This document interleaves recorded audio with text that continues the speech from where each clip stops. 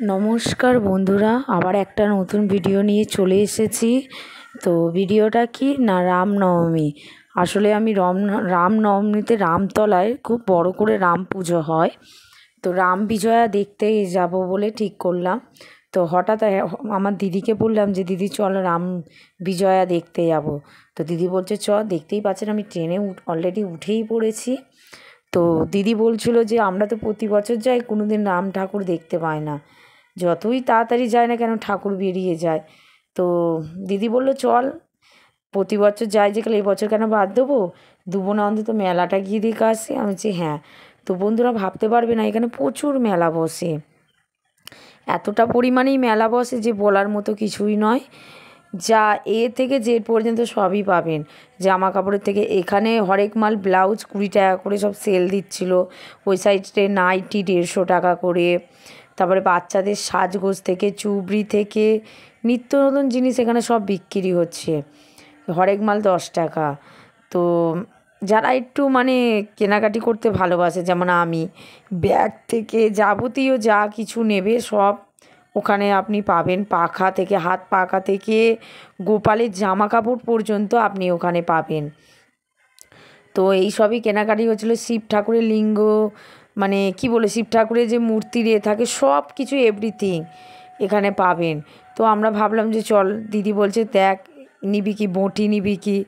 আমি বলছি না, বঁটি ঘরে আছে, নেব না, চ ওই সাইডে আরও যাই, অনেক কিছু তো ওখানে বিক্রি হচ্ছে। এখানে ব্যাগ বিক্রি হচ্ছে, ঠিক আছে। তো দিদি বলছে এখানে নাইটি হরেক মাল 20 টাকা করে দিচ্ছে। যারা মধ্যবিত্ত ঘরে তারা কি করবে, এই নাইটি এটা সেটা করে তারা ঠিক চালিয়ে নেয়। তো আমরা এরমভাবে দিদি আমি সব হরেক মাল 20 টাকা 30 টাকার জিনিস সব বিক্রি হচ্ছে।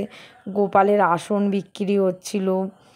তো প্রত্যেকটা মানুষ যে এত রাম ঠাকুর মানে ভালোবাসে, রাম বিজয়া প্রতি বছর বৃষ্টি হয়।